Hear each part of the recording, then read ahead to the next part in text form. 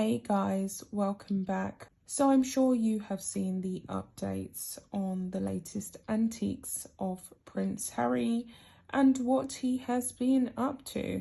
So he went ahead with his COVID concert, this public appearance that he has been paid a lot of money to attend, and it seems as though he felt like a king, and he felt as though he had truly cracked America and gotten their love.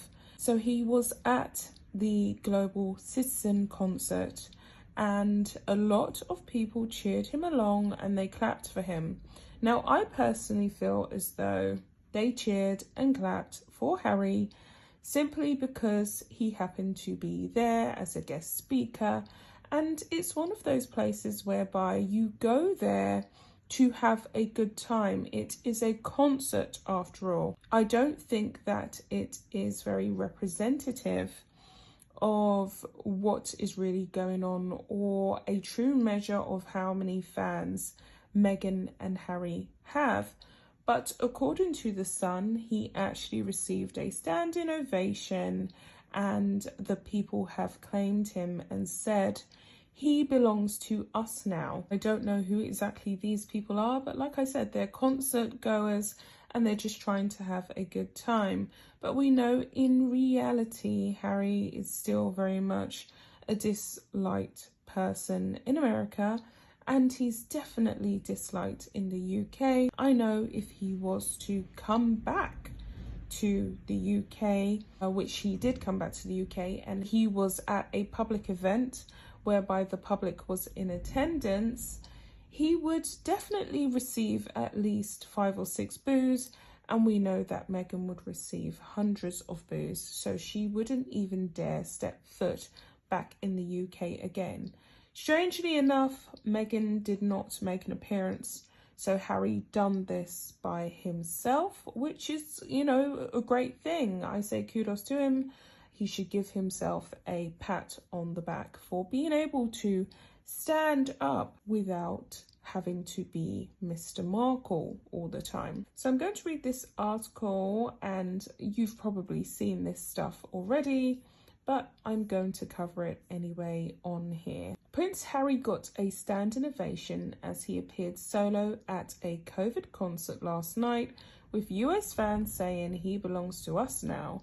The Duke was clapped and cheered as he walked on stage at Vax Live, with audience members leaping to their feet for his first appearance since his grandfather's funeral, of course. Harry was among a bevy of big names taking part in the taping of the show at SoFi Stadium in Inglewood, California, due to air on May the 8th. The thrilled viewers went online to express their joy at his segment. One wrote, "This is how America treats human beings. Unlike England treats Meghan, Harry belongs to us now." Another said, "This reaction for Prince Harry in California at #VaxLive is really something. Somehow doubt that anyone other than the Queen or his late mother would get a similar reception." Harry was pictured speaking on stage on Sunday night, dressed in a button-down blue shirt and dark pants. Now, we know that the royals emblem, they love to wear, especially the men, they love to wear the royal blue because it represents the royal blue bloodline. So you can see that Harry is still peddling and cashing in on his royal connections and harping back to what it is to be royal, even though he has long stepped down as a senior, and he is still refusing to apologize to his brother and his father and of course his grandmother for all of the low down attacks that he has shot their way. He still needs to keep on reminding people of his royal connections and harping back to them. He always wears blue most of the time, 90% of the time. I think he was even wearing blue during that James Corden expedition, during the interview that he done with him, whereby he was actually mocking what it means to be royal and what it means to be British. He still in danger of being forgotten and fallen into redundancy. So yes, that's why the blue shirt made yet another appearance, the same one that he seems to have been wearing all of lockdown since last year. And he doesn't often change his clothes. Maybe he got some tips from the likes of Greta Thunberg, because we know that he is very much sold on this whole ecological, eco-friendly stuff that he doesn't truly stick to, because he is in love with jumping on and off of gas guzzling private planes. So with all that being said, I will carry on with the rest of the article. It was the first time he's been seen since April 17th, when he joined 29 mourners at England's Windsor Castle to pay tribute to his late grandfather. And it goes a bit on about him, the funeral, and the Oprah interview. Amid family tensions, he stayed in the UK for just over a week, flying back before the Queen's 95th birthday to reunite with pregnant wife Meghan.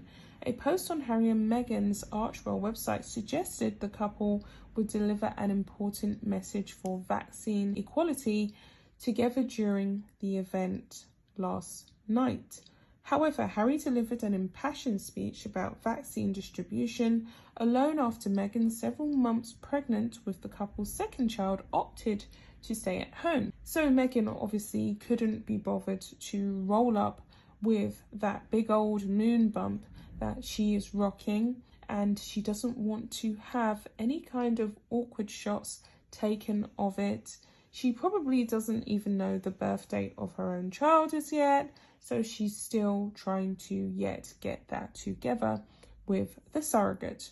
We know this. We have a strong inclination, okay? They say it's rumours. I believe it to be true. Meghan Markle uses surrogates to have her children.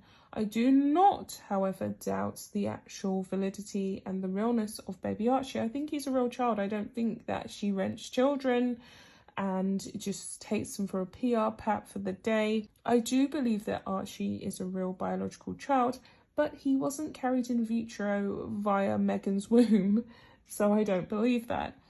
But besides the point, I'm going to get back to this. He said, "Hi everybody, we are at a defining moment in the global fight against the pandemic. Tonight is a celebration of each of you here, the vaccinated frontline workers in the audience and the millions of frontline heroes around the world. You spent the last year battling courageously and selflessly to protect us all. You served and sacrificed, put yourselves in harm's way, and with bravery, knowing the cost. We owe you an incredible debt of gratitude. Thank you. We're also coming together because this pandemic cannot end unless we act collectively with an unprecedented commitment to our shared humanity. The Duke of Sussex called for the vaccine to be distributed to everyone, everywhere, adding, we cannot rest or truly recover until there is fair distribution to every corner of the world." He continued on to say, "None of us should be comfortable thinking that we could be fine when so many others are suffering." He preached, in reality, and especially with this pandemic, when any suffer, we all suffer. We must look beyond ourselves with empathy and compassion for those we know and those we don't. We need to lift up all of humanity and make sure that no person or community is left behind.